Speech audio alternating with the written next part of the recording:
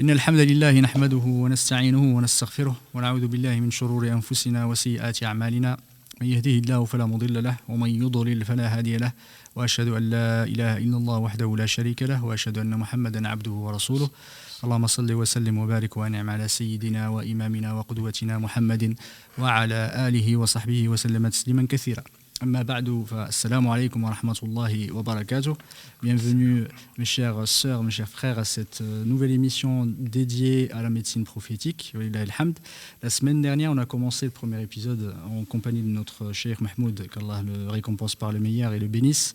On a parlé effectivement, on a introduit la médecine prophétique, les différentes typologies de maux et de maladies, les maladies du corps et les maladies du cœur et de l'esprit d'un côté et de l'autre, et aussi effectivement les principes fondateurs de la médecine prophétique et de la médecine en islam, qui est basée sur la foi qu'on a, quoi Allah subhanahu wa ta'ala est le guérisseur, c'est lui qui guérit, mais on est incité en tant que musulman à aller rechercher les moyens effectivement pour se soigner. C'est pas du tout contradictoire avec tawakkul, le fait de compter sur Allah subhanahu wa ta'ala. C'est l'essence même de l'unicité d'Allah subhanahu wa ta'ala, c'est l'essence même de tawakkul, parce qu'on va rechercher les moyens, on va avoir espoir de trouver, alhamdoulilah, le remède, et l'espoir pour les médecins aussi de trouver effectivement, de rechercher et trouver les remèdes. Du coup, alhamdoulilah, on a voulu ce deuxième épisode nous consacrer un petit peu plus en détail à cette médecine. On a vu qu'il n'y avait pas de contradiction entre la médecine qu'on pourrait appeler traditionnelle, alternative, et la médecine qu'on peut appeler moderne. Elles sont, alhamdoulilah, elles sont les mêmes structurations, elles sont basées effectivement sur à peu près les mêmes procédés, même si petit à petit les procédés, la science a avancé, on est beaucoup plus intensifié, mais au final on se base tous sur l'expérimentation.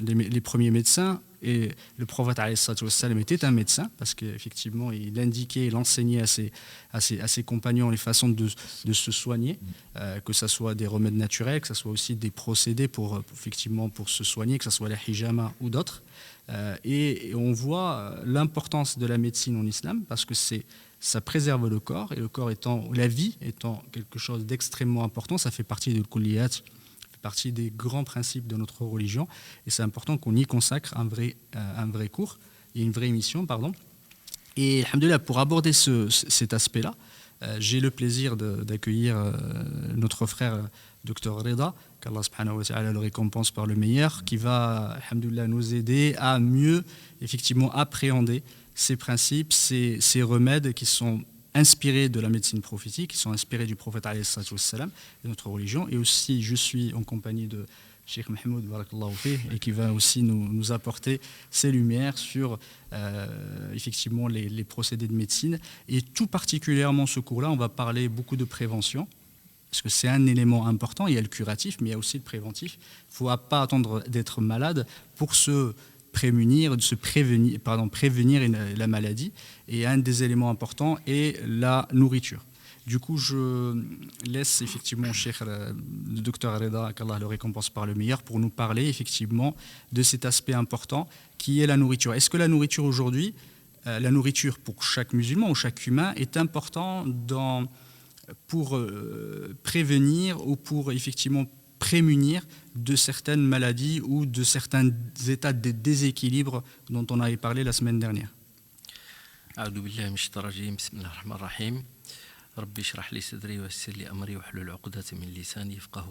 Tout d'abord, merci pour l'invitation. Je vais tenter de répondre, même si je ne suis pas très qualifié en médecine prophétique. J'ai lu quelques ouvrages, mais je reste encore un étudiant dans ce domaine.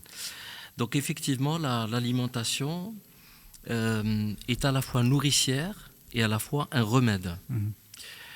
Elle est nourricière parce qu'elle nourrit le corps et elle permet de préserver et de maintenir la vie. Et elle peut être un remède contre certaines maladies, effectivement. Et de ce que j'ai lu en médecine prophétique, la prévention a une place très importante. Et ainsi que le curatif de toute façon, mais la prévention elle a une place toute privilégiée, qui insiste justement à être attentif à ce qu'on mange et à ce qu'on boit, parce que le prophète sallallahu alayhi wa sallam, je le rappelle dans un des hadiths qu'il a dit, qu'il a rapporté, le tiers de solide, le tiers liquide et le tiers en air, pour permettre une meilleure digestion, etc. Donc voilà, il y a des besoins alimentaires qui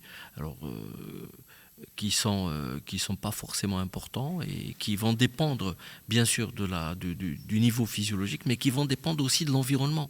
Parce qu'aujourd'hui, malheureusement, on vit dans une société où le stress est présent de façon importante et qui incite les gens à aller manger, grignoter, d'où les chiffres de l'obésité extrêmement galopantes.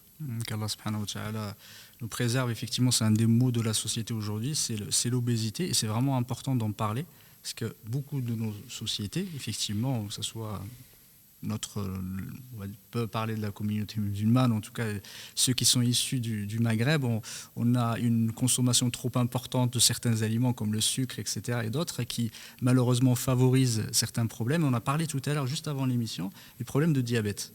Oui. Et si tu pouvais nous en parler, parce que les gens ne se rendent pas compte du danger effectivement de la surconsommation de sucre, surconsommation de certains aliments. Si tu pouvais nous en parler un peu, barakallahu fik. Alors, avant d'aborder le sujet, peut-être c'est de rappeler que le prophète sallallahu alayhi wa sallam, il aimait les aliments sucrés, le miel et la viande. Ça faisait partie des produits qu'il aimait bien. J'ai lu un livre qui s'appelle Les lois de l'obésité d'un Canadien néphrologue, et c'est un best-seller mondial qui parle justement du fléau de l'obésité.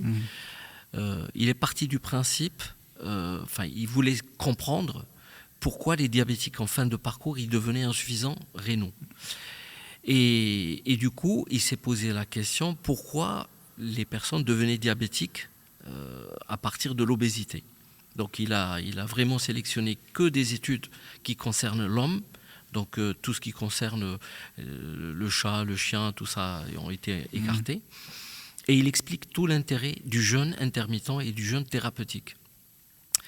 Donc la nourriture, c'est à la fois nourricier et à la fois un remède. Le remède, je prends l'exemple qui est connu du prophète sallallahu alayhi wa sallam, quand il a mangé des dattes fraîches, il a associé des concombres sauvages, et c'est pour l'effet de l'un va annuler les inconvénients de l'autre. Donc pour traiter le truc. Tout à fait. Du coup, le fait que quand je parlais effectivement de l'importance de la nourriture, et je reviens à un des fléaux, ou effectivement un point extrêmement nocif que les gens ne prennent pas en compte, c'est l'excès.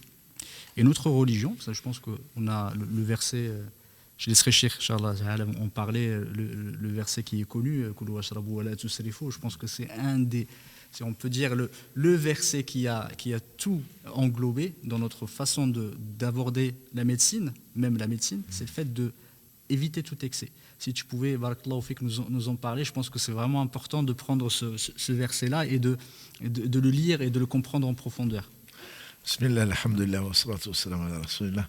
Barakallahu fikum. Donc, de cette intervention, ou ces interventions sur la prévention. Juste 2 mots avant de répondre à ta question. Ce qu'il faut savoir, c'est que tout est amana. Oui, donc ça, il ne faut pas l'oublier. Allah nous a confié un corps, un esprit, tout le reste, et on sera interrogé dessus, à moins qu'il nous fasse miséricorde, qu'on ne soit pas interrogé. Donc le croyant doit savoir, se poser la question, qu'est-ce que je vais répondre à Allah. Donc par rapport à ça, le prophète alayhi salatu salam nous a montré des exemples, nous a enseigné tout ce dont on a besoin. Donc cette conscience de devoir répondre doit amener effectivement à se nourrir, à dormir, à faire tout ce que l'on a en ayant comme souci qu'est-ce qu'on va répondre devant Allah subhanahu wa ta'ala. Ensuite, donc, Allah lui a inspiré la meilleure façon de faire.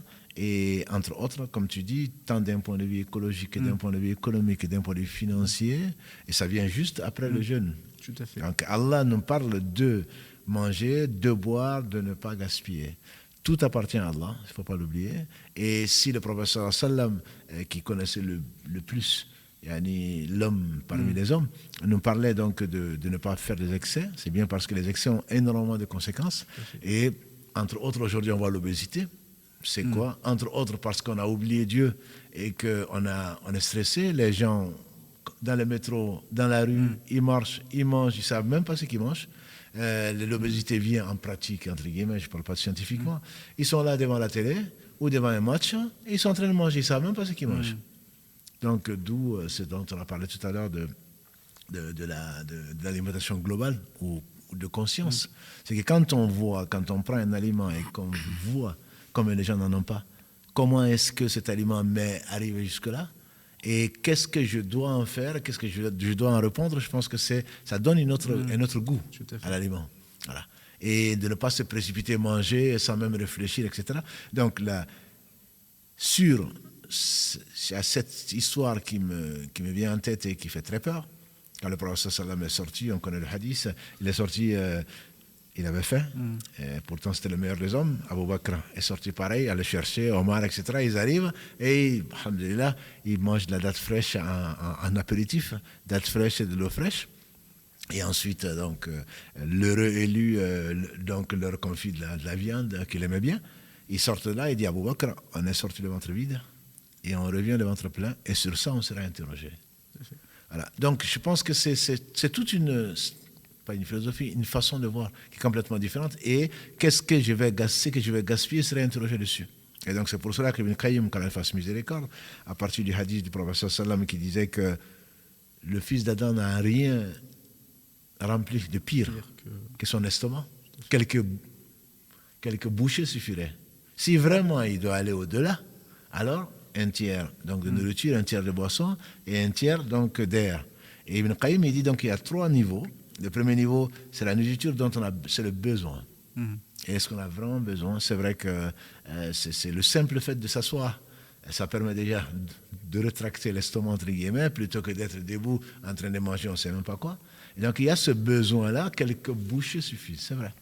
La preuve, c'est que quand on a passé une journée sans jeûner, et que finalement, avec quelques dates, on se dit, mais finalement, pourquoi j'ai autant souffert? En fait, on n'a pas besoin. C'est le ventre, comme le dit le proverbe, les yeux sont plus gros que le ventre. On a envie, mais en réalité, l'estomac se contente de peu. Et donc, il y a il y a le besoin et il y a la nourriture qui est suffisante.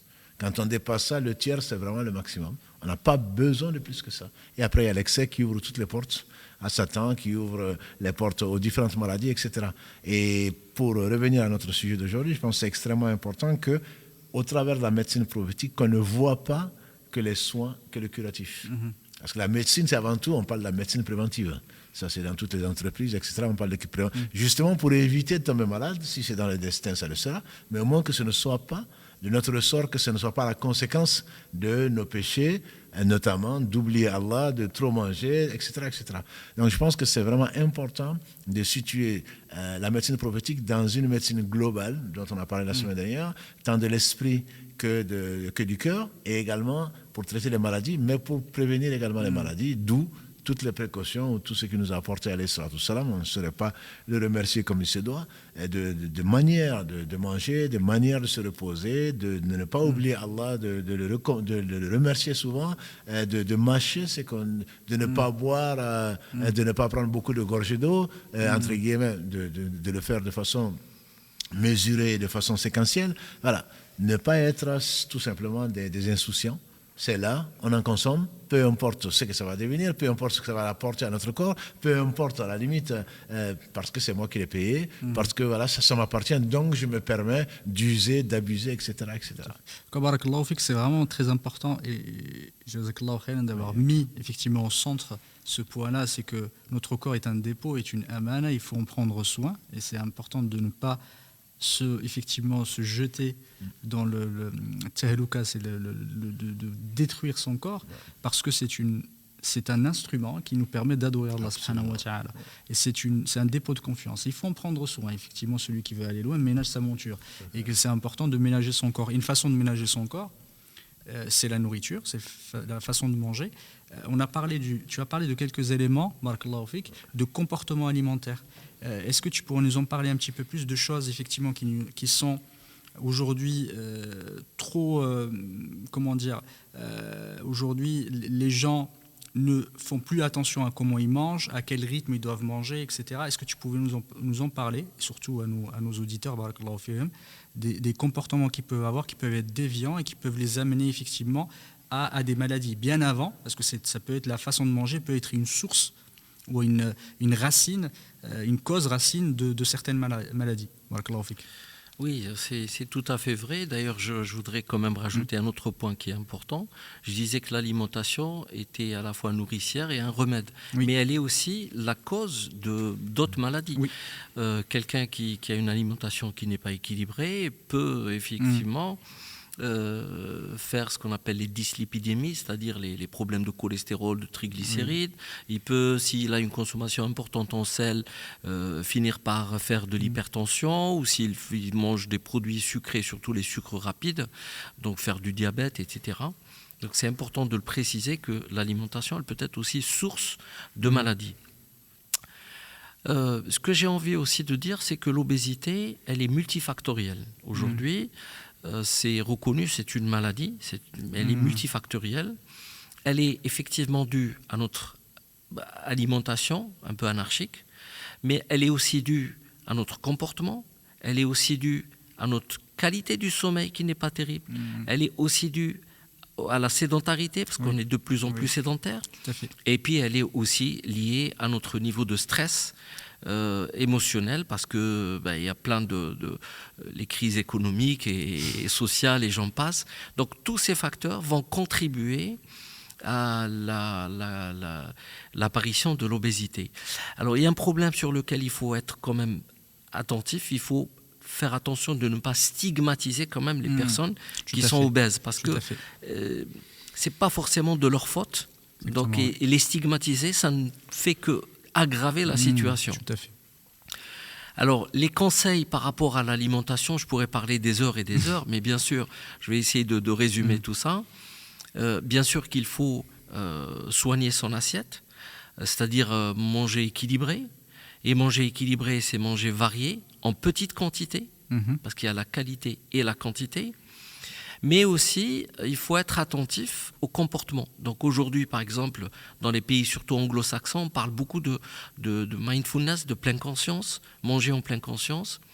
C'est être ici présent, ici et maintenant, et être attentif à notre consommation pour justement apprécier les 3/4 et savoir à quel moment s'arrêter. Parce que si on mange sans tenir compte du niveau de rassasiement, on peut aller jusqu'à l'excès qui peut être source justement de maladies, d'obésité et j'en passe. En tout cas, barakallahu fik. Tout à l'heure, c'est une analyse qui m'est venue un peu comme ça, en fait, en regardant la différence entre le comportement alimentaire de nos pieux prédécesseurs, de compagnons du prophète alayhi salatu wassalam. C'est vraiment lié au contexte économique. À un moment, on mangeait effectivement pour pouvoir subvenir effectivement aux besoins du corps. On mangeait pour pouvoir vivre et pour pouvoir faire des activités. On est arrivé à un moment où on commence à manger par plaisir et par gourmandise. Parce qu'à un moment, on a de plus en plus, tu en as parlé tout à l'heure de la partie, de l'aspect manger local, ça en viendra dans un second temps, c'est vraiment important de le dire. Et j'ai vu que plus une société devient riche et qu'on commence effectivement à avoir de plus en plus, ne pas avoir du mal à manger. Et on n'est plus à manger effectivement pour pouvoir se nourrir, on commence à manger par gourmandise et on commence effectivement à chercher, même si c'est pas un tort en soi, mais le comportement alimentaire est devenu hyper dans une démarche, ou en tout cas dans une approche d'hyperconsommation. Les gens ils consomment, et c'est important d'en parler parce que les gens se rendent pas compte qu'effectivement qu'ils sont au contraire même de à quoi me sert la nourriture. Je me permets de rajouter quand même un point qui est très important. Nous avons quand même une alimentation hyper transformée, industrialisée, etc. Donc qui est riche en sucre et en sel caché, et qui nous, d'une façon indirecte, nous pousse à surconsommer. Donc c'est pour ça qu'il y a des législations là-dessus. Mais ceci dit, il faut être très attentif. Le conseil, c'est vraiment de revenir à des choses de base. Cuisiner, acheter des produits locaux, frais, de saison, consommer dans son écosystème. Parce que quand vous mangez des cerises en plein hiver, c'est pas très bon pour le corps ni pour l'environnement. Et comme on est quand même dans une période où l'écologie est en train de prendre ses valeurs de noblesse, je pense que le corps aussi a besoin de ces valeurs écologiques pour éviter les catastrophes. Donc, barakallahu fik, c'est vraiment important, et c'est que notre régime alimentaire, notre façon de consommer a beaucoup évolué. Et évoluer dans le mauvais sens, malheureusement. C'est même pas dans le bon sens, c'est vraiment dans le mauvais sens. Il faut qu'on revienne aux fondamentaux. Barakallahu fik, d'en avoir effectivement parlé à nos téléspectateurs. L'autre sujet dont je voulais effectivement parler, c'est l'augmentation du stress, et que le docteur Rida Barakallahu fik a mis en avant. Et je pense que c'est aussi une conséquence de la perte de la spiritualité et le fait de compter sur Allah subhanahu wa ta'ala. C'est important d'en parler, c'est une des sources de maladies les plus importantes, c'est le stress. À n'en pas douter, à n'en pas douter. Je pense que ce n'est pas seulement effectivement une question de stress, je n'ai pas de travail, je n'ai pas de ceci. Je pense que les gens ne savaient même pas quoi manger demain. Et ils n'avaient pas ce problème-là parce qu'ils comptaient sur Allah. Ils savaient que la subsistance fait partie des choses qui sont garanties par Allah. Qu'est-ce que je vais manger demain? Je ne sais pas. Mais je suis sûr que si je ne trouve rien, c'est que mon destin a voulu que je vais mourir. Voilà. Donc ils n'avaient pas... Aujourd'hui, on se projette tellement, on a peur de tout sauf de l'au-delà. On ne se projette pas dans l'au-delà. Et on pense profiter de la vie. Ah non, il faut profiter de la vie. Mais profiter de la vie, c'est quoi? C'est pour préparer la vie dernière. Tout à fait. Et nous, c'est l'inverse. On profite de la vie, il faut surtout, avant de mourir, de pouvoir faire ceci avant d'arriver à la retraite. Qui te dit que tu vas à la retraite? Voilà. Donc, le fait de vivre le jour présent, comme l'a conseillé le prophète sallallahu alayhi wa sallam, Ibn Omar, car la grecque kun fi dunya kanaka ghariba ou abiri sabil, soit dans ce monde comme un étranger ou un passant. Et Ibn Omar disait, quand tu es au matin, n'attends pas le soir pour faire, quand tu es le soir, n'attends pas le matin. Prends pour ta vie, pour quand tu seras mort, et pour ta santé, pour quand tu seras malade. Donc c'est pas une vision à court terme, c'est à très long terme. Parce que j'investis aujourd'hui pour demain, mais demain je veux parler du paradis ou de l'enfer. Donc ça, effectivement, je pense que je dirais que j'envie les anciens. Ils étaient heureux. Avec peu, ils étaient heureux. Ils n'avaient pas peur du lendemain, ils n'avaient pas besoin d'assurance d'obsèques, ils n'avaient pas besoin d'assurance de carte bleue, assurance pour ceci et cela. Assurance, c'est quoi? Qu'est-ce que tu veux t'assurer? Tu veux t'assurer contre le destin? Tu veux t'assurer contre Allah? Non. Donc là, on met plus son espoir sur Allah, on met plus son espoir sur le paradis, pour être récompensé par le paradis, par la miséricorde d'Allah, on met son espoir sur le reste. Donc, matériellement, il faut que je travaille, donc on ne dort pas, ou on dort mal, et on court dans les métros, et on travaille jusqu'à mourir au travail, etc. Pourquoi? Pour gagner quoi? Pour gagner quoi? On parle aujourd'hui de retraite, je ne vais pas rentrer faire de la politique. Est-ce que tu vas arriver à la retraite? Voilà, la vraie retraite, c'est celle que tu vas peut-être faire dans la tombe. Et on espère au paradis. Voilà, donc s'il y a ce niveau de stress qui est énormément élevé dans notre monde, on rate un véhicule, on rate une occasion, c'est pas possible, j'aurais dû. On se fait tellement de reproches, c'est même pas des regrets de nos péchés, c'est plutôt des remords. On veut tout avoir et il faut, comme tu l'as dit, on a déjà parlé de ça, l'homme par nature est avide, c'est ce qui a amené notre père Adam alayhi salam, donc à oublier et à aller manger de l'arbre. Il ne faut pas oublier, Allah nous décrit tout ça, ce n'est pas certainement pas directement relié à la médecine prophétique, mais si, parce que les prophètes sont venus pour nous montrer ce que Allah aime et ce qui nous attend. Donc il y a un complexe beaucoup plus global, moins... On en a parlé peut-être la semaine dernière, la France est un des pays où on consomme le plus de calmants. Oui. C'est pas normal. On a peur de tout sauf d'Allah. Tout a des droits sauf Allah. Et donc du coup, on se dit, qu'est-ce qui va m'arriver? On a peur de tout, du voisin, de l'époux, de l'épouse, des enfants. On a peur de tout perdre alors que rien ne nous appartient. Donc spirituellement, comme tu dis, je pense qu'il devait être heureux parce qu'il ne se pose pas la question de savoir de quoi je vais vivre demain. C'est déjà décrété et c'est pour cela que le point du destin, pour moi, c'est l'un des points les plus importants des 6 articles de foi. Quand j'ai commencé à y réfléchir, je me dis, mais je comprends mieux pourquoi les gens sont malheureux aujourd'hui et pourquoi j'étais heureux avant. Parce qu'ils savent que rien ne peut les toucher. Je veux dire, ils ne peuvent rien avoir, sauf ce qui a été prescrit. Le prophète alayhi salam disait ça à un jeune homme, à un jeune adulte, à un pubère qui était Ibn Abbas, qui a la graine ainsi que son père. On dirait qu'il avait 14-15 ans. Quand tu demandes, demande à Allah. Quand tu demandes quelque chose, demande-le à Allah. Sache que si la communauté se réunit pour te faire un bien, ce bien, tu n'en profiteras que si Allah l'a déjà décrété. Et vice-versa. La plume est levée, l'encre a séché. Je me dis, mais c'est extraordinaire. Quelqu'un qui l'a vraiment dans le cœur, pas sur la langue comme nous, qui l'a vraiment dans le cœur, je ne dis pas que le stress ne va pas l'avoir, et il ne va pas avoir du stress, mais il va en avoir beaucoup moins que nous. Beaucoup moins. Donc je pense que cette conviction que ce bas monde n'est qu'un test et que tout est, Allah sait toutes choses et que tout ce qu'il a révélé est pour notre bien, je pense que ça relativise beaucoup. Ils avaient beaucoup moins de stress que nous aujourd'hui, qui avons peur de tout. Tout à fait. En tout cas, c'est pas synonyme. La modernité n'est pas synonyme de quiétude et de sérénité, malheureusement. Si tu pouvais, en fait, nous en parler un petit peu plus, parce que le stress, c'est vraiment un des maux de cette société aujourd'hui. On a parlé de l'obésité, mais ça fait aussi partie de ces fléaux de la société moderne. Pour compléter un petit peu les propos de Cheikh Mahmoud, profiter pleinement de sa vie, c'est vivre pleinement son présent. Et le présent est un don. Pourquoi c'est un don? Parce que ce qui est passé, c'est fini. Et ce qui va venir, on ne sait pas ce qui va se passer. Donc, au lieu de se concentrer sur ce qui s'est passé ou ce qui va arriver, il faut vraiment se projeter sur le présent. Et c'est ça qui permet justement ce qui nous permet d'être attentifs, d'être vigilants par rapport à notre comportement, à la fois alimentaire, mais aussi social et autres, et qui permet de réguler certaines choses.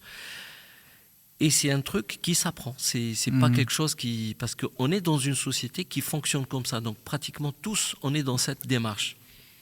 Et c'est le fait justement de revenir à des sources et à des sources faciles et simples de base qui nous permettent justement d'adopter ce type de comportement et d'essayer vraiment de vivre le jour au jour.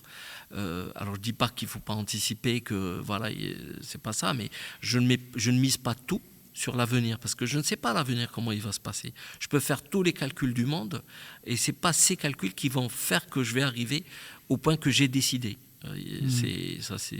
C'est quelque chose qui est connu et qui... Donc le stress, quelque part, c'est l'individu qui le crée lui-même. Oui, tout à fait. Qui le crée lui-même par sa pensée qui est un peu toxique. Une pensée toxique qui va l'amener à s'inquiéter, à avoir peur, etc. Et justement avoir une activité spirituelle, je dirais, permet à l'individu justement de revenir à ses principes ne serait-ce que de base. Pourquoi aujourd'hui on parle le bouddhisme est à la mode, pourquoi on prend des exercices de yoga. Nous, dans la prière, en théorie, c'est bien mieux, c'est ma conviction. Bien sûr. C'est bien mieux que le yoga. Je veux dire, tu vas aller payer pour aller faire des exercices de yoga, alors que Allah t'invite au moins 5 fois par jour, voire plus, à te recueillir. N'est-ce pas que par le rappel d'Allah, les cœurs s'apaisent. Ça va complètement à l'encontre du stress.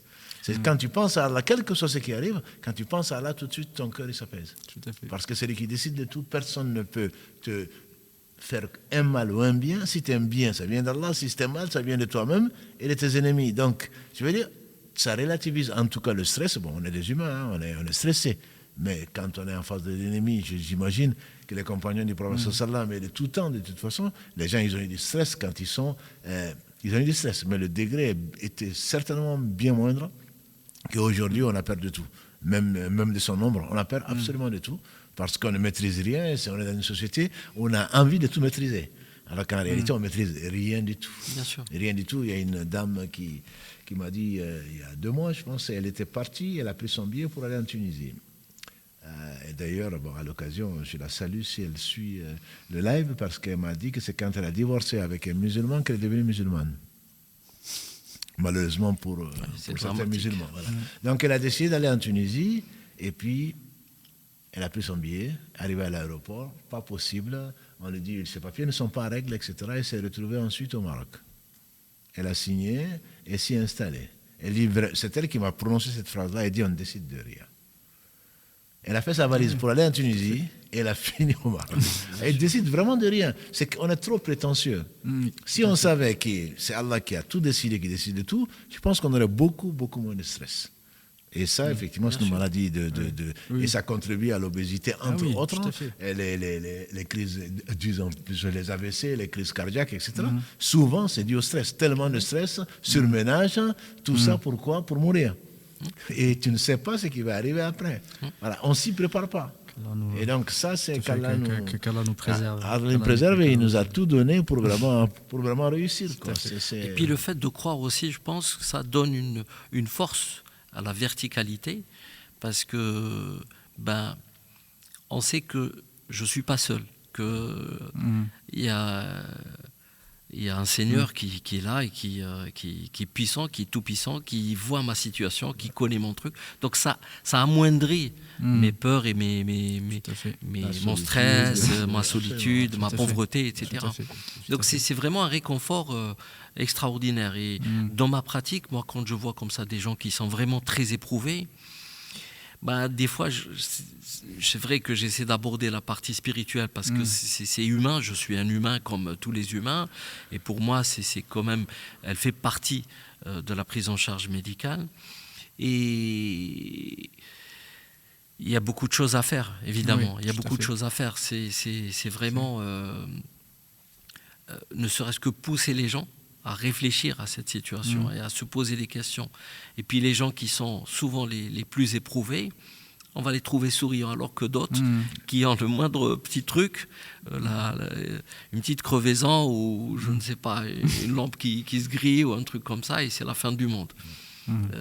Moi j'en ai vu récemment une jeune dame qui avait une leucémie, qui avait plein de pathologies. Elle rentre en consultation souriante. J'ai trouvé une force extraordinaire. Et c'est comme ça qu'il faut. Et je pense que la spiritualité, elle peut aider ces gens qui sont en difficulté, comme tout le monde. Tout à fait. Alhamdoulilah, on espère qu'Allah subhanahu wa ta'ala nous préserve et nous aide. Effectivement, les épreuves font partie de la vie et alhamdoulilah, ceux qui sont éprouvés, parfois les plus éprouvés, c'est les plus heureux. On en avait parlé la semaine dernière très longuement pendant le cours, premier cours. Je profite d'avoir un médecin, parce qu'on parle beaucoup, alhamdoulilah, du jeûne, parce qu'on va vraiment parler de la nourriture, on va parler d'abstinence sur la nourriture, manger et ne pas manger.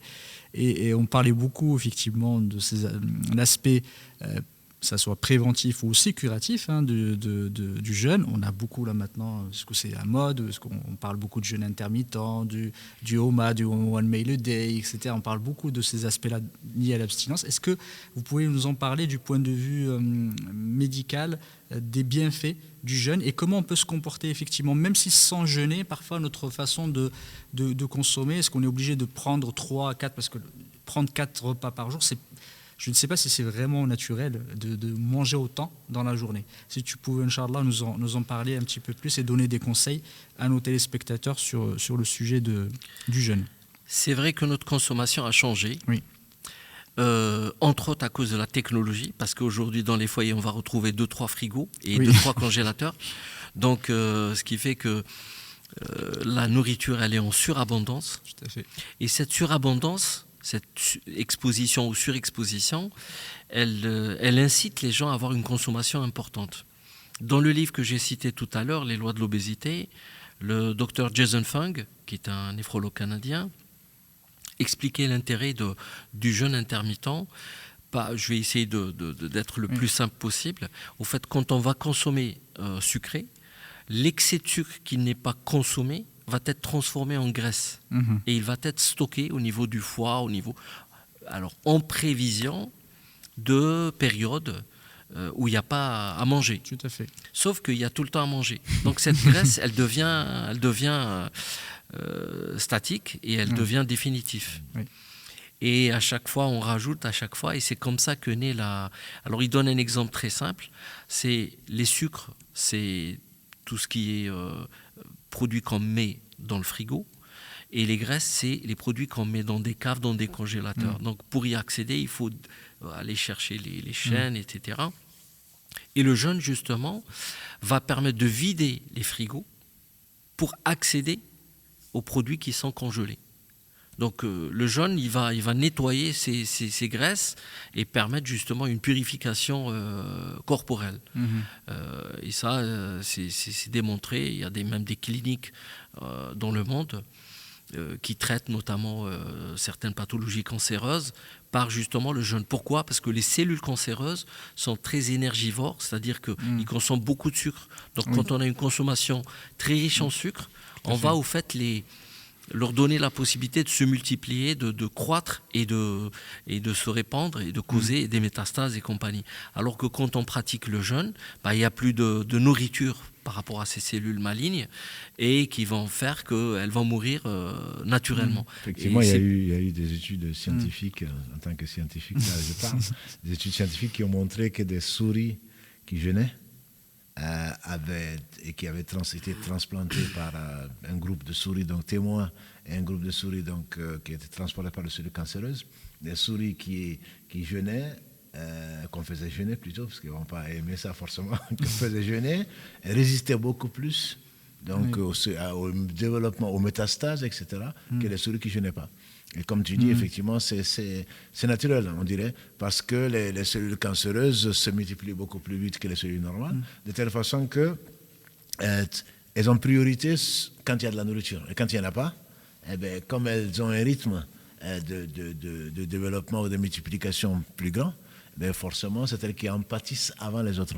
Et donc ça, ce sont des choses qui sont, je ne sais pas si c'est dans Nature ou c'est dans Science que ça a été publié. Oui, ça sont des choses qui ont été publiées. Oui. Et bien entendu, les médecins et d'autres conseillent le jeûne. Et même, j'ai vu dans la dépêche, sans faire de publicité pour un journal, qu'il a été démontré que l'idéal serait de jeûner 2 fois par semaine. Et je ne sais pas si ça reste toujours, puisque c'est la science, donc ça évolue. 2 fois par semaine, ça correspond pour beaucoup d'entre nous, lundi et jeudi. Voilà. Mais ça, c'est le professeur n'a pas dit que pour ça. Il a dit que nos œuvres sont présentées à Allah lundi et jeudi. Il aimerait bien que le jeûne compte parmi les œuvres. Mais néanmoins, il n'y a pas de hasard. Si Allah nous a... Ah non, mais quand même, vous, dans votre jeûne, vous ne mangez pas, vous ne buvez même pas, vous ne faites pas ceci et cela. Non, c'est un jeûne qui est complet. Et ce n'est pas un jeûne qui est destiné c'est pas un jeûne qui est destiné à maigrir, même si le résultat, après le mois de Ramadan qui pointe son nez, est de perdre 4-5 kilos. Mais comme tu dis, c'est vider le frigo, mais 4-5 kilos, pour pas mal de gens. Ça dépend. Non, certains grossissent, justement. Je pense que le frère Reda et docteur Reda va peut-être nous en parler. Si effectivement on observe les règles du jeûne. Tout à fait. Après, il y a aussi le jeûne pendant la pleine lune. Ça, c'est très 13, intéressant 14, 15. parce que l'effet de la lune va avoir comme l'effet des marées, sur les grossesses aussi. Il y a plein d'effets sur le sommeil aussi, etc. Donc, de toute façon, il y a plein d'études sur le jeûne qui ont démontré l'intérêt thérapeutique pour ceux qui jeûnent vraiment, mais pas pour les musulmans. Oui. Pas pour les musulmans dans la mesure où on se goinfre. on a des journées, surtout en hiver, ou presque, d'à peine 10 heures, et on jeûne, et puis ensuite le soir, on mange jusqu'au matin, quoi. Donc on n'a pas envie de dormir et on est soit sur les réseaux sociaux, soit en famille, on mange depuis l'iftar, depuis le coucher du soleil, presque jusqu'au soubh. Et ça, malheureusement, ça annule l'effet du jeûne, parce que le fait de jeûner, c'est vraiment vider le frigo et aller vider un petit peu le congélateur.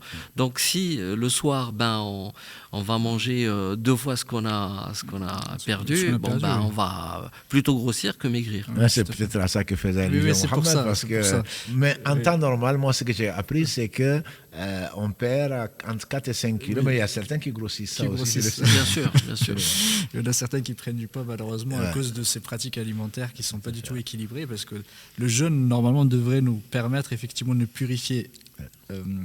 purifier spirituellement. Tout à fait. Avant toute chose, parce que c'est pour cela que ça a été prescrit. Exactement. Et aussi par rapport à la purification du corps, et effectivement les effets d'autophagie là, dont on a parlé effectivement du corps, sont vraiment très importantes pour guérir certaines maladies.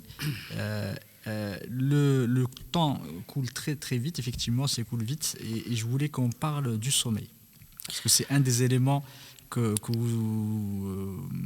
prédilection sur lesquels vous travaillez, et j'aimerais que les gens accordent une importance en fait au sommeil, surtout qu'on a malheureusement, à cause des nouvelles technologies, de l'information et de la communication, les gens dorment de moins en moins bien et ils accordent de moins en moins de temps de sommeil, effectivement, ou des sommeils qui ne sont pas réparateurs. Si c'est possible, nous en parler de l'importance du sommeil, à la fois sur la prévention et à la fois aussi sur la bonne santé des gens et des humains de façon générale. Merci pour cette question que j'affectionne tout particulièrement, parce que le sommeil, je l'ai découvert récemment, donc il y a 4-5 ans. Le sommeil, c'est une spécificité des êtres vivants, j'ai envie de dire. Et justement, Allah, dans sa puissance et dans sa grandeur, quand il décrit dans un des versets les plus connus du Coran, qui est Ayat al-Kursi, « Al-Hayyu al-Qayyum, la ta'khuduhu sinatun wa la nawmun » c'est lui le vivant et qui est présent pour régler tous nos problèmes. Il ne somnole pas et il ne dort pas. Donc c'est déjà pour montrer la différence entre le créateur et les créatures. Ça, c'est important. Après, notre sommeil, il est intimement dépendant de la lumière du jour. Donc nous restons quand même des êtres liés à l'univers quelque part. Donc on n'est pas forcément terrien de par cette définition. Et c'est l'horloge centrale, qu'on appelle aussi horloge biologique, qui va réguler le rythme veille-sommeil à condition d'être en phase avec l'alternance jour-nuit. Et c'est important de respecter cette phase jour-nuit qui permet d'avoir un sommeil réparateur. Donc le sommeil, il est capital parce que le sommeil, entre autres, il peut entraîner de l'obésité si on ne dort pas bien, parce qu'on va grignoter, on sera fatigué, etc. Et le sommeil permet de réparer aussi bien le corps que l'esprit. Parce que dans le sommeil, dans les stades du sommeil, le sommeil lent profond, qu'on appelle, va plutôt réparer la partie somatique, la partie corporelle, et ce qu'on appelle communément le sommeil paradoxal, lui va réparer toutes nos émotions, il va consolider nos mémoires, etc. Et sur un plan architectural, on fait plus de sommeil profond en première partie de nuit et plus de paradoxal en fin de nuit. D'où l'intérêt de dormir une nuit complète. En sachant qu'on fait des réveils entre chaque cycle. Donc c'est quelque chose qui nous arrive, qui est physiologique. C'est naturel de se réveiller. C'est naturel de se réveiller. Alors, ce n'est pas forcément un éveil où on ouvre les yeux, tout ça, mais c'est le cerveau qui se réveille. Mais on est facilement éveillable. Donc, le moindre mouvement, la moindre lumière, et on se réveille. Et c'est là où les insomniaques vont allonger cette durée et qui va devenir malheureusement pathologique. Et c'est un petit peu l'objet de ma pratique quotidienne. Donc, moi, je conseille évidemment d'être très attentif à son sommeil, parce que le sommeil, c'est quelque chose de fondamental qui nous permet de vivre en bonne santé et qui permet aussi d'améliorer toutes nos performances. Performances physiques, performances intellectuelles, performances spirituelles, et j'en passe, économiques, etc. Donc c'est vrai que le sommeil, il faut vraiment, vraiment être attentif. Alors, peut-être aussi être attentif dès le début. C'est-à-dire déjà à l'âge des enfants, faire attention par exemple aux écrans bleus, tout ce qui est smartphone et tout, ça, c'est des lumières qui vont perturber l'endormissement et le sommeil. Les adolescents qui ont naturellement un retard de phase et qui vont plus sur les réseaux sociaux, etc. Même si on est sur un réseau social, donc il y a du bien quand même dans le réseau social, mais il faut quand même respecter son sommeil.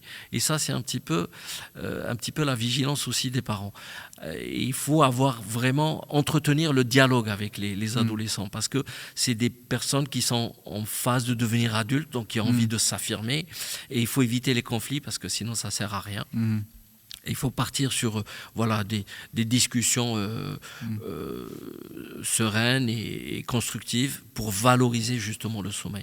Donc le sommeil, je pourrais parler des heures et des heures.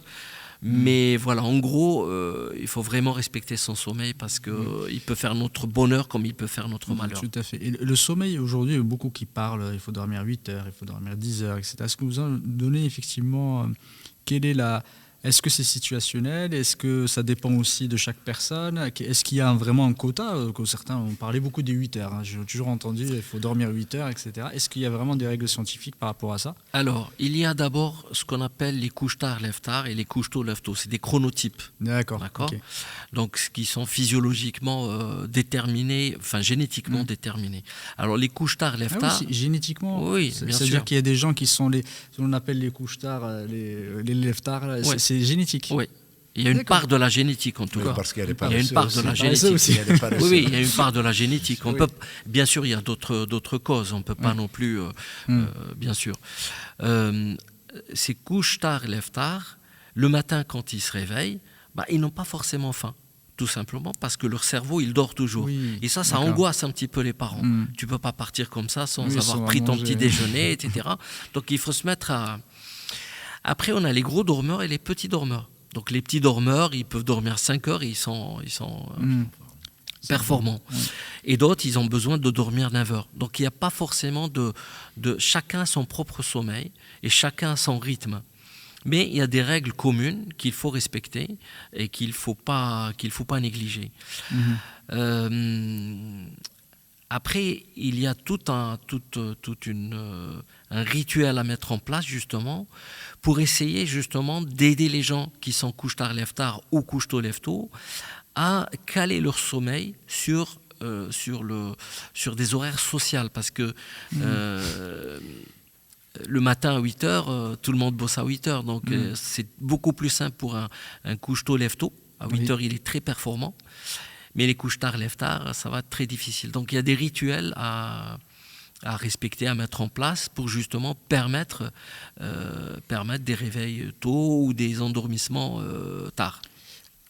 Parmi ceux-là, la méditation, par exemple, permet, ou la relaxation, la prière, etc., peuvent faciliter l'endormissement pour les gens qui ont des difficultés d'endormissement.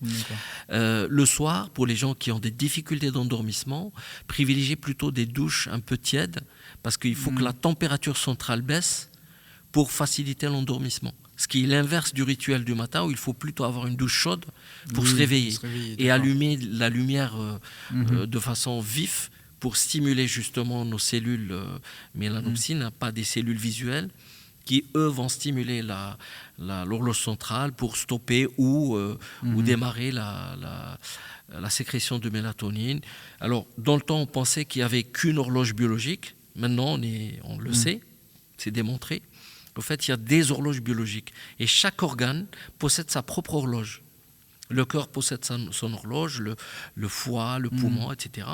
Mais ces horloges ne voient pas la lumière. Et donc, du coup, ces horloges dépendent de l'horloge centrale. D'où l'intérêt de respecter l'alternance jour-nuit. Et c'est important parce que le corps n'a pas le même fonctionnement le jour et la nuit. La nuit, on est en mode autopiloté. On ne contrôle rien du tout. On n'est pas vigilant. Donc tout fonctionne de façon un peu neurovégétatif, j'ai envie de dire. Notre premier cerveau reptilien, comme disent certains, qui régule tous ces mécanismes. Alors que le jour, on est conscient, on est vigilant, nos actions sont dirigées, sont conscientes, etc. Donc on a vraiment deux types de médecine, si j'ose dire. Une médecine de jour et une médecine de nuit, qui est totalement différente. Par exemple, on a l'apnée du sommeil, on n'a pas l'apnée du jour, ça n'existe pas. Et cette apnée du sommeil, elle est favorisée par l'obésité au premier plan, entre autres, mais elle peut être aussi favorisée par des végétations ou des hypertrophies amygdaliennes ou une mauvaise position, parce que c'est plutôt conseillé de dormir sur le côté et pas sur le dos, parce que le dos, au fait, il y a un affaissement des voies aériennes supérieures qui va favoriser donc cette apnée du sommeil. Et ça, c'est vraiment quelque chose, moi, que j'aimerais justement aborder, parce que c'est quelque chose qui est fréquente et qui est sous-diagnostiqué. Donc j'invite les gens qui le matin, quand ils se réveillent, ils sont fatigués, ils ont des maux de tête, qui sont somnolents en journée, etc., d'aller se faire dépister, de voir le médecin généraliste pour qu'il puisse les orienter vers des spécialistes du sommeil pour faire des enregistrements et écarter ces apnées du sommeil qui peuvent être fatales parce que ça peut causer des accidents de route, ça peut être grave.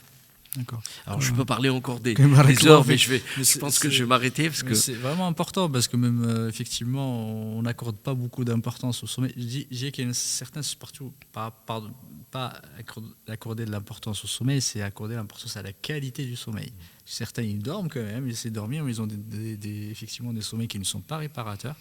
Et ça, c'est dommage. Ils peuvent dormir, effectivement, parce qu'ils sont sur les écrans, ils dorment tard, etc. Ils ont une mauvaise alimentation aussi, qui a une incidence, effectivement, mais sur le sommeil. C'est le cercle vicieux. C'est le cercle vicieux, malheureusement.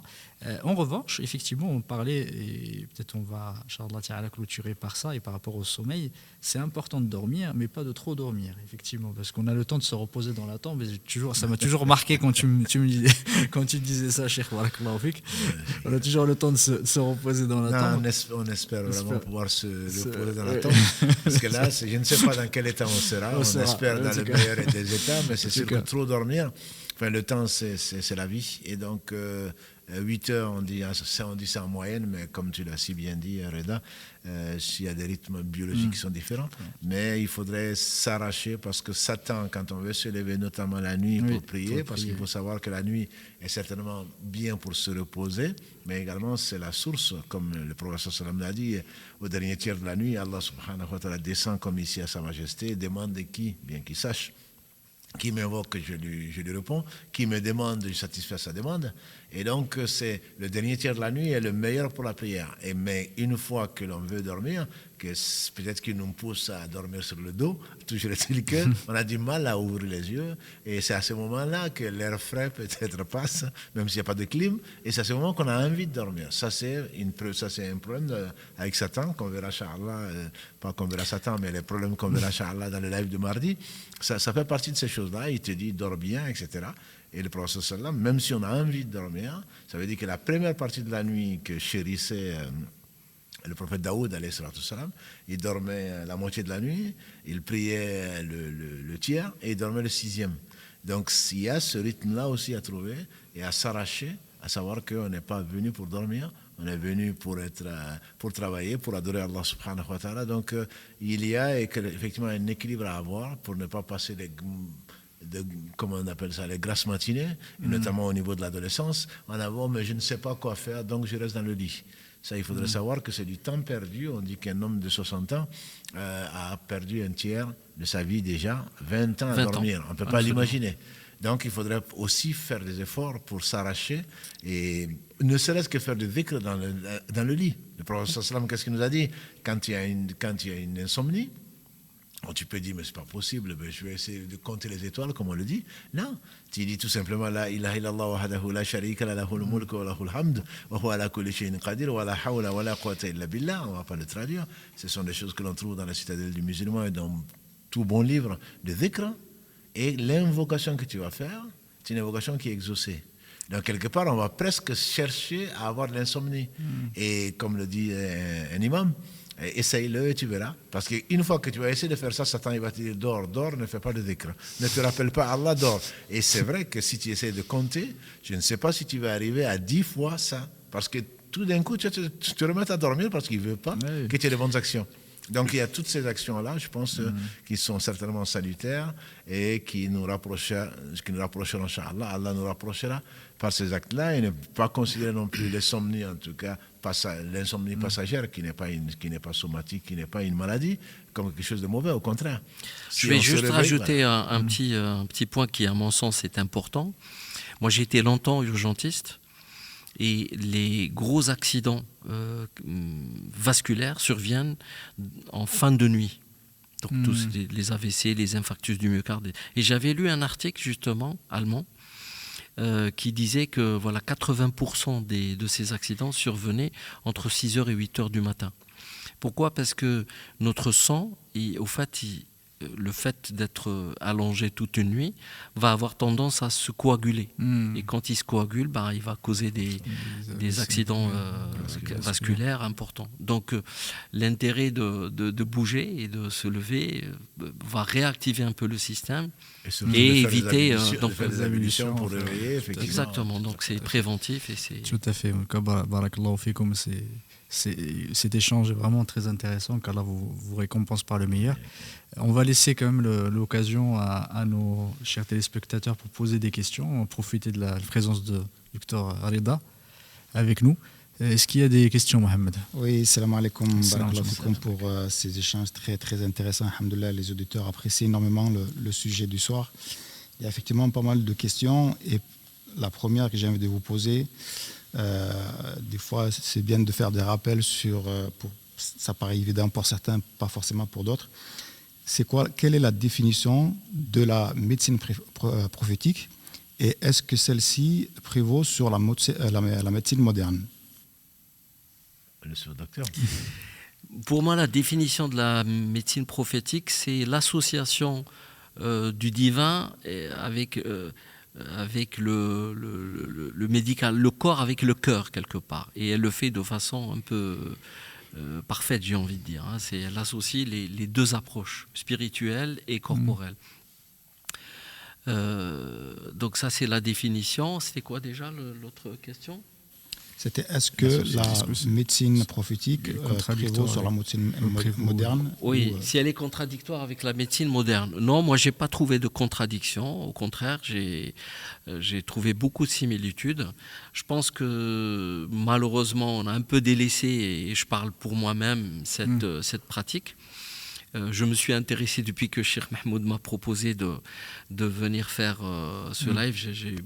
J'ai eu l'occasion de survoler quelques ouvrages, mais je pense que je vais m'y mettre de façon un peu plus pointue. Mais en tout cas, de ce que j'ai lu, je n'ai pas trouvé de contre-indication ou de contradiction. Exactement. La question, c'est surtout, est-ce qu'il faut la privilégier par rapport à la médecine moderne? C'est ça Moi, je dirais oui, parce qu'au fait, elle associe la médecine moderne avec la spiritualité. Donc, on traite deux choses en même temps. C'est ça qui est intéressant dans la médecine prophétique, parce que on va traiter le corps et l'esprit. Donc, quelqu'un, par exemple, je prends un cas basique, quelqu'un qui a une pathologie grave comme un cancer, par exemple, une pathologie. Et qui est dans ses émotions, qui n'a pas véritablement un apaisement intérieur, ça va être très difficile de le traiter. Alors que si on pratique la médecine prophétique, on va lui apporter la partie technique médicale pure et dure, mais on va essayer aussi de l'aider spirituellement à surmonter cette difficulté. Tout à fait. Par rapport à la question, juste une petite remarque, parce que la question était plutôt est-ce que ça prévaut, ça prévaloir effectivement. Je pense qu'il ne faire attention par rapport à tous les spectateurs que les deux sont complémentaires. Effectivement, alhamdoulilah, c'est pas je fais que la médecine prophétique et tout le reste, effectivement, tout ce qu'on me propose, je le délaisse. Alhamdoulilah, il y a un progrès technique, un progrès scientifique qui alhamdoulilah, par l'inspiration, c'est Allah subhanahu wa ta'ala qui a permis à ce qu'on trouve des remèdes. Il ne faut pas délaisser complètement. Absolument. Comme certains le font. Si tu pouvais en parler, parce que certains se disent ah oui, mais je fais que la médecine prophétique, je me soigne avec du miel et habba sauda et je vais pas chez le médecin, je vais pas faire, on en avait parlé, la transfusion sanguine, et certains effectivement qui font, ils disent ah oui, j'ai pas besoin, je fais mes invocations et je me soigne pas. Non, c'est très important, barakallahu fikum, de préciser ce point. La médecine moderne, elle a quand même pas mal de choses intéressantes en termes d'investigation, en termes de traitement, de prise en charge et tout. Forcément, il ne faut pas bien sûr négliger cette prise en charge, mais rajouter la partie spirituelle va renforcer cette prise en charge médicale. Et la partie spirituelle, j'ai envie même de dire, pour toute personne humaine, pas que musulmane, même quelqu'un qui n'est pas croyant, quelque part, le fait de croire à quelque chose va l'aider justement à surmonter cette difficulté. Donc, effectivement, la médecine moderne, il faut bien sûr la pratiquer, il faut écouter son médecin et tout. et que la partie spirituelle va compléter, va renforcer cette prise en charge. Moi, je pense que c'est l'islam, comme on le sait, c'est une religion du juste milieu. Je pense que c'est pour cela que cet épisode-là, aujourd'hui, je pense qu'il est important dans la mesure où c'est de la prévention. Avant toute chose, je ne dis pas que le musulman ne tombe pas malade, mais on sait, comme l'a dit Ibrahim alayhi salam, si je suis malade, c'est mon Seigneur qui me guérit. Donc il y a la prévention, il y a une hygiène spirituelle, il y a une hygiène de vie qui va peut-être réduire au moins la survenue de certaines maladies. Et on sait que les musulmans ne sont pas arrêtés à ça, comme tu l'as dit la semaine dernière. Ça ne va pas à l'encontre de la confiance en Allah.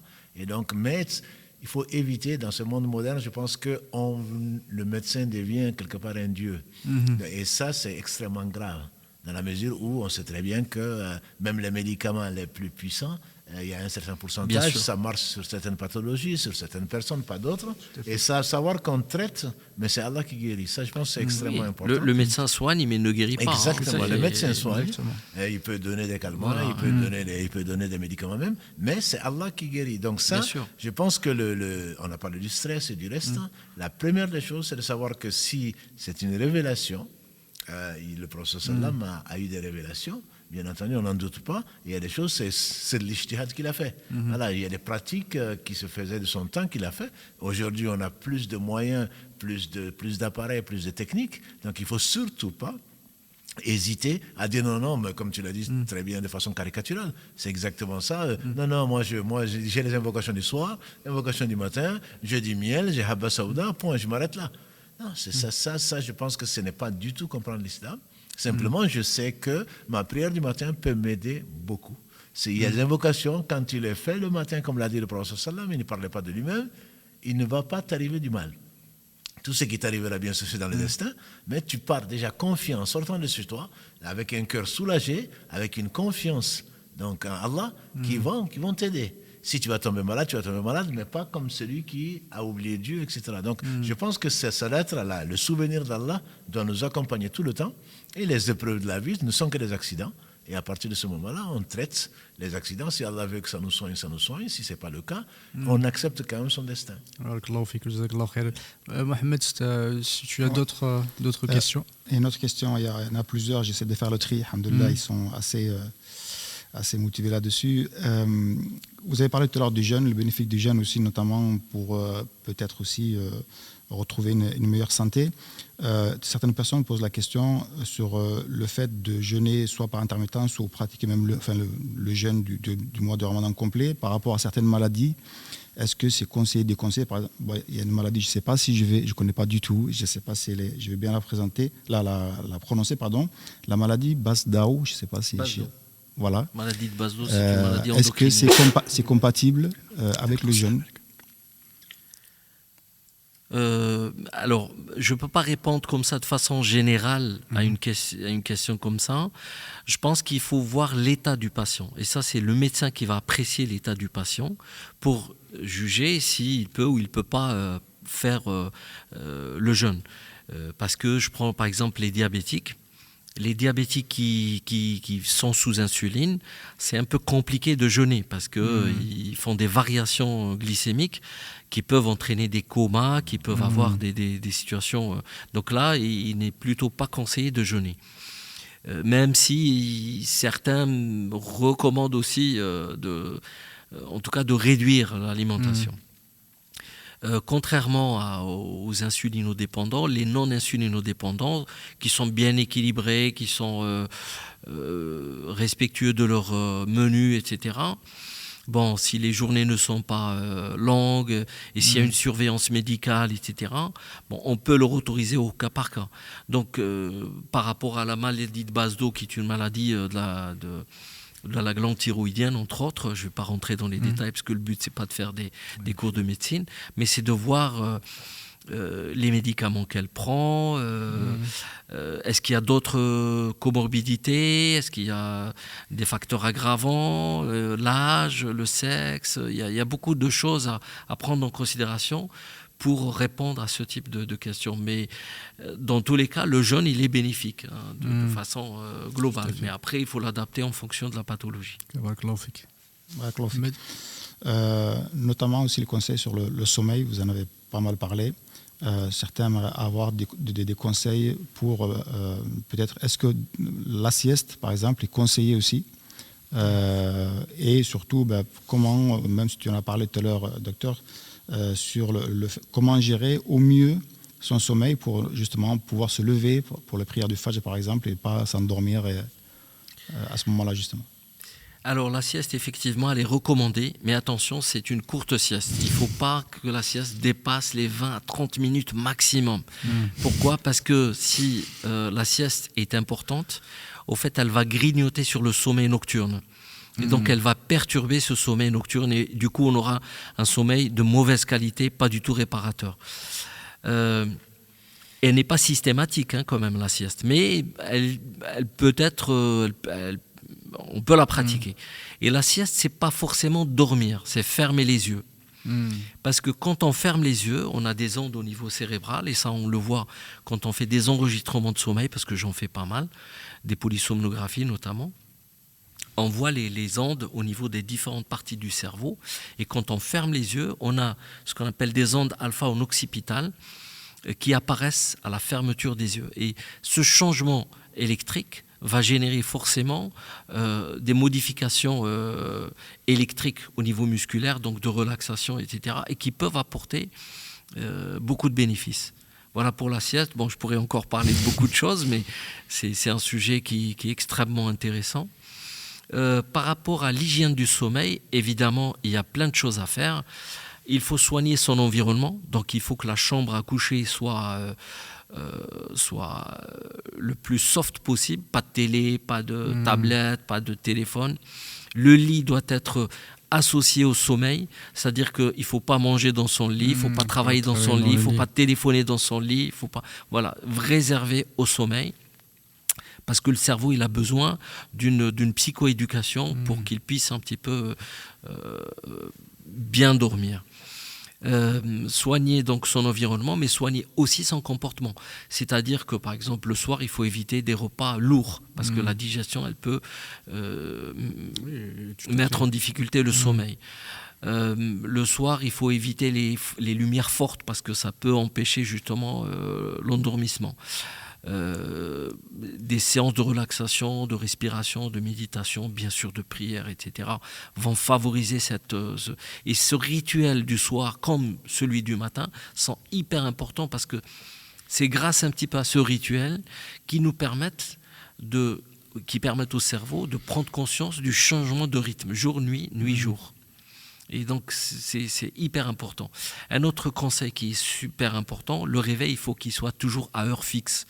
Parce que s'il n'est pas à heure fixe, l'horloge, elle bouge. Et cette horloge, si elle bouge, toutes nos sécrétions hormonales vont bouger avec. Et ça va forcément induire des fatigues, et des troubles, et voire même des maladies. Donc, le réveil à heure fixe, ça, c'est quelque chose qui est plutôt recommandé. Voilà, donc après il y a plein de choses à dire sur le sommeil. L'heure fixe, c'est par rapport au réveil. Donc nous on sait que le Fajr, forcément avec le changement d'horaire, il change. Ça peut d'un mois à un autre, ça peut varier pratiquement d'une heure.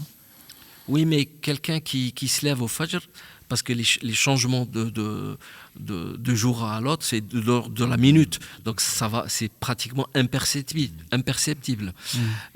Et d'ailleurs, moi je prends un exemple qui est connu, qui est typique qui est connu de nous tous, c'est quand on change l'horaire, tout le monde est perdu. On ne sait plus s'il faut manger, s'il faut s'arrêter, etc. C'est d'où l'intérêt d'avoir vraiment une rythmicité et de respecter ses horaires de sommeil. Donc effectivement, le Fajr, ça peut être une bonne... Je suis en train de lire un livre d'un coach du sommeil, d'une grande équipe de foot, je ne sais pas si j'ai le droit de le dire ou pas, du United. Oui, on va s'arrêter là. Je m'arrête là. Qui justement parle de l'intérêt du sommeil dans la performance sportive et physique. Et il parle, lui, de cycles de 45 minutes. Parce qu'en réalité, les cycles au cours de la nuit, les premiers cycles sont beaucoup plus longs. Ils sont de l'ordre de 120 minutes et les derniers cycles sont de l'ordre de 60. Mais en gros, si on fait des cycles à 45, on arrive plus ou moins à calculer nos cycles. Et donc le but c'est de respecter cette rythmicité, parce qu'on a un cycle circadien, mais on a aussi des cycles ultradiens, c'est des cycles dans les cycles. Et cette rythmicité, elle se voit en nous, mais elle se voit aussi dans l'univers. Hein. Et c'est ça qui est extraordinaire dans le sommeil. Tout à fait. Et en parlant de ça, effectivement, par rapport au Fajr, parce qu'il faut se dire que le Fajr, effectivement, correspond aussi à un temps bien déterminé qui est l'aube, effectivement, et c'est annonceur en fait du jour. Du coup, on parlait tout à l'heure de la différence entre le jour et la nuit, et ça me fait penser aussi au conseil prophétique, celui de dormir juste après l'Isha. Du coup, normalement, l'Isha, ça devrait s'adapter. Et ne pas faire de live. Pas de faire de live normalement. Du coup, normalement, c'est comme si on se réveillait à heure fixe parce que c'est l'aube. Effectivement, à chaque fois, c'est l'aube, et après, il n'y a pas de variation extrêmement importante, comme il a dit. Voilà, c'est 1 minute à chaque fois. Je pense que du coup, c'est pas vraiment perceptible du point de vue. Wallahu a'lam, moi, je suis pas médecin, mais je me dis qu'à un moment, c'est comme si on se réveille à une heure fixe en fait au final. Oui. C'est toujours là où c'est difficile, c'est quand il y a des jet lags. C'est quand on voyage aux États-Unis ou quand on va en Chine. Là, on voit la différence et là, on est complètement. Chose qui ne se voit pas quand on fait des voyages nord-sud. Hein. Oui. Parce qu'il n'y a pas de changement de fuseau. Ce que tu dis, c'est que l'on enseigne effectivement. Jour-nuit, c'est Allah a voulu que c'est à l'aube et au coucher du soleil, donc au moins les 4 prières sont là. Et ça t'oblige, entre guillemets, pour ceux en tout cas, qui veulent respecter la sagesse divine, de te réveiller avec le Fajr, sinon même un peu avant le Fajr, en tout cas que le changement entre jour et nuit, que tu le vives. Voilà. Et l'autre aussi, effectivement, comme tu dis, après l'Isha, il n'est pas conseillé, contrairement à ce que beaucoup font, surtout les jeunes, et pas que les jeunes, de rester après l'Isha, à moins que tu sois occupé par tes travaux, par des études, etc. Sur le plan de la médecine prophétique, j'avais lu un truc aussi qui disait que c'est plutôt recommandé de manger après le Maghreb et de faire quelques pas avant d'aller dormir pour faciliter l'endormissement ou faire la prière. Donc je suppose que c'est la prière de l'Isha. Mohamed Barakallahu fik, docteur, tu as parlé tout à l'heure aussi de la chambre, où le lit doit servir vraiment que sa fonction de dormir.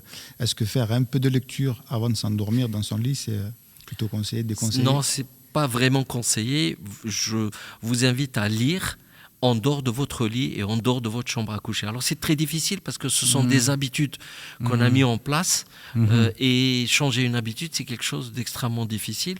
Mais faites l'effort de changer et vous verrez les transformations sur votre sommeil. Moi, je conseille tout simplement de suivre la sunna du prophète sallam, c'est quand de faire des ablutions avant de se coucher ou dormir, se mettre au lit avec des ablutions, on n'a pas le temps de lire. Hein.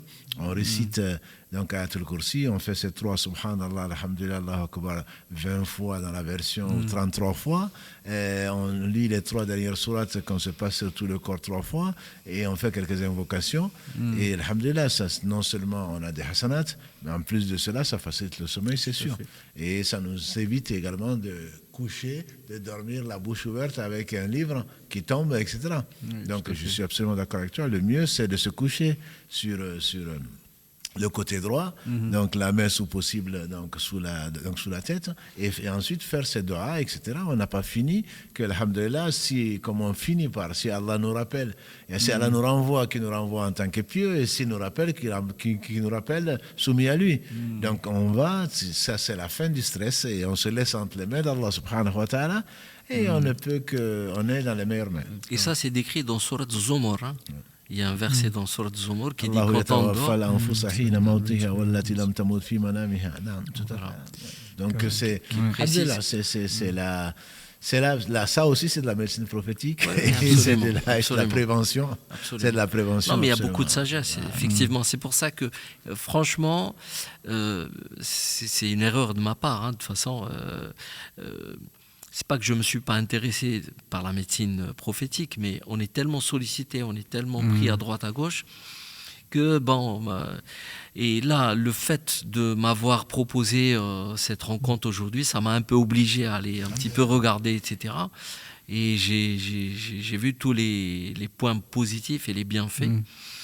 Et ça me donne envie de percer et puis pourquoi pas de réserver une partie de ma pratique sur le Tib Nabawi.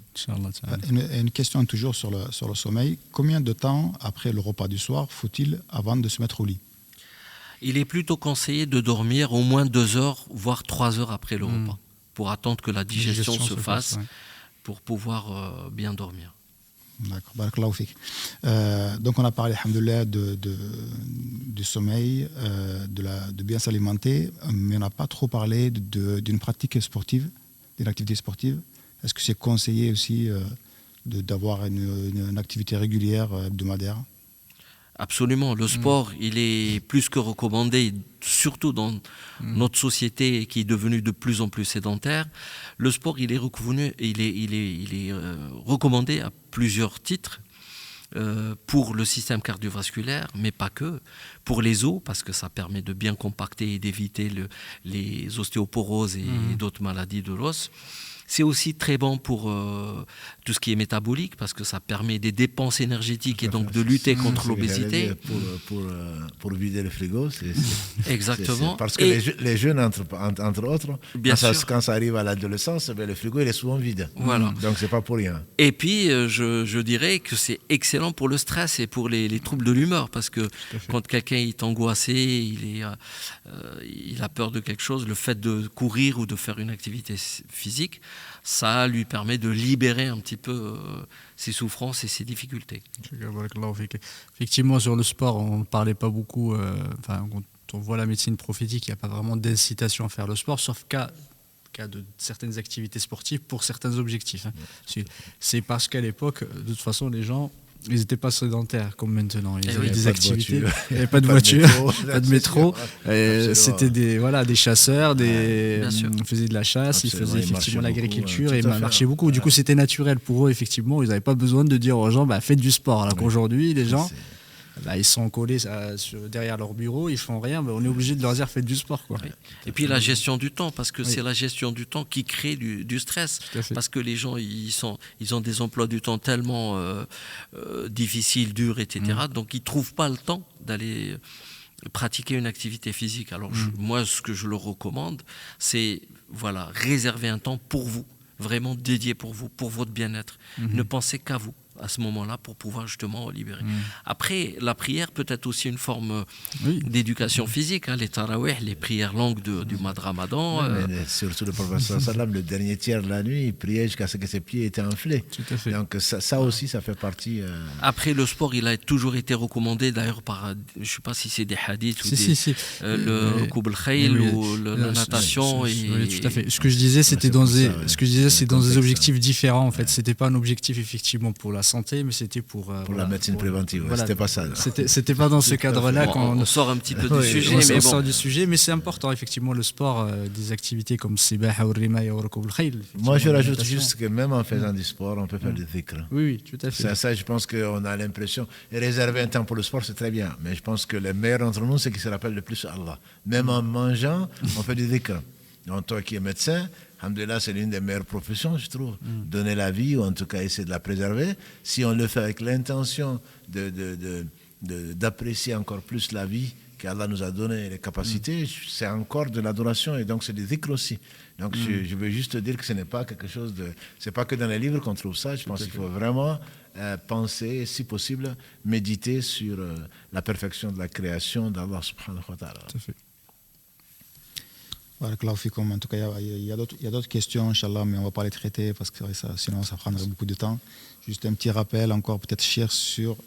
Il y a beaucoup de questions, il y a toujours des frères, des sœurs qui essayent de répondre à ces questions-là. Il vaut mieux laisser les intervenants. Surtout qu'on a un spécialiste aujourd'hui, on a un médecin, c'est rare. Donc si vous avez des questions, si vous voyez qu'on n'a pas répondu à vos questions, n'hésitez pas à les poser un message privé. On essaiera, Inch'Allah, de vous répondre un peu plus tard. Inch'Allah. Pour qui En tout cas, un conseil pour ses frères, en tout cas. Non, mais alhamdulillah, je pense qu'il faut. Ma yalfizu min qawlin illa ladayhi raqibun atid. Allah dit dans la sourate Al-Qaf, il ne prononce pas une parole. Moi, je dis aussi, il ne saisit pas une lettre sans qu'il y ait un écrivain. Donc, c'est un engagement. La semaine dernière, on en a parlé. La médecine, c'est pas. Non, moi, je ferai ça. Non, c'est comme ça qu'il faut faire. Tu engages. Si tu es compétent dans le domaine, alhamdulillah. Si tu ne l'es pas, tu prends des péchés.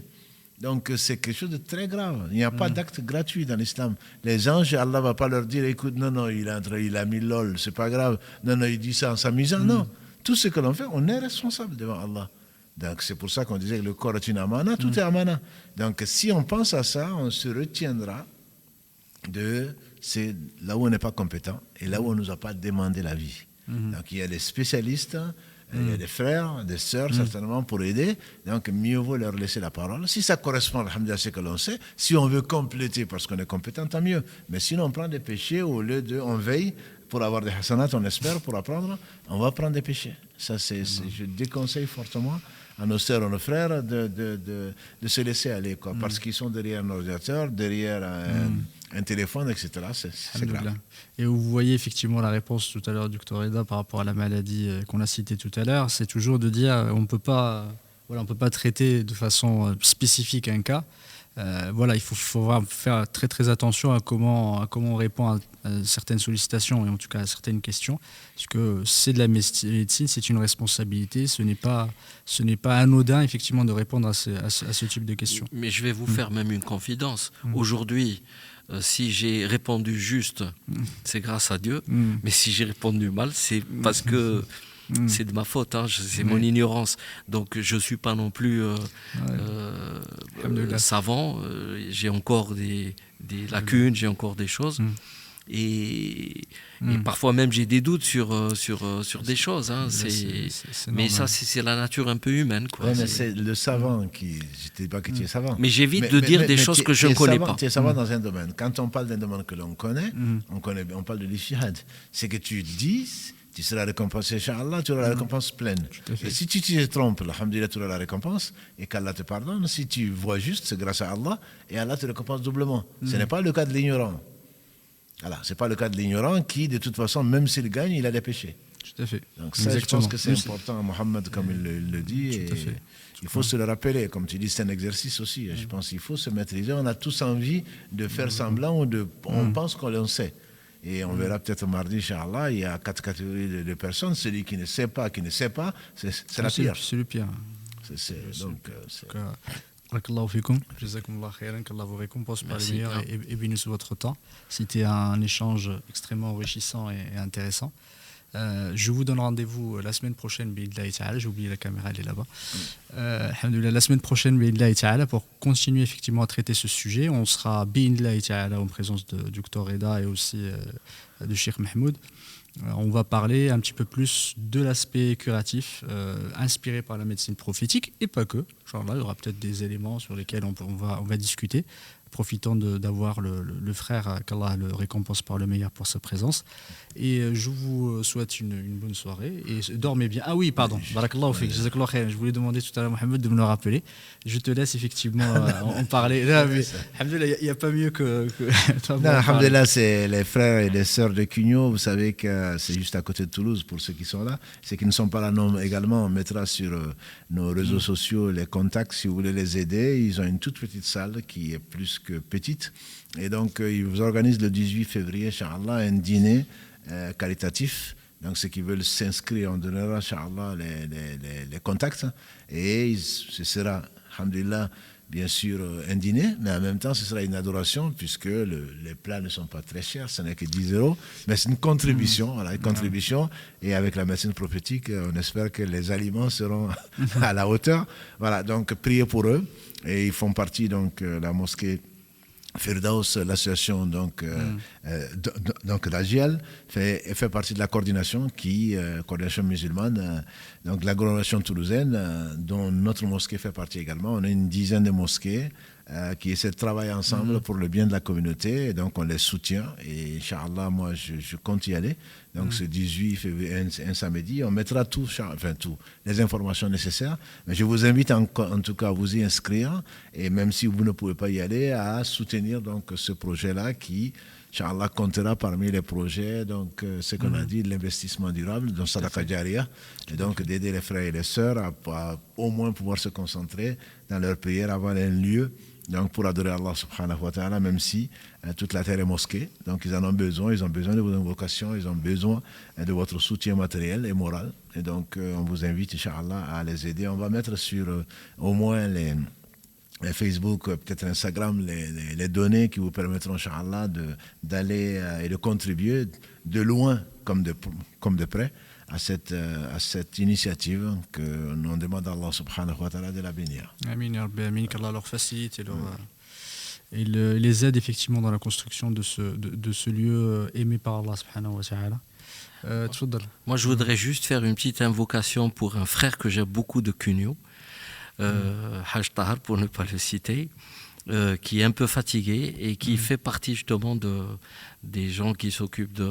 Voilà, c'est un homme pour qui j'ai beaucoup de respect et je voudrais vous demander à tous de lui faire des invocations, Inch'Allah.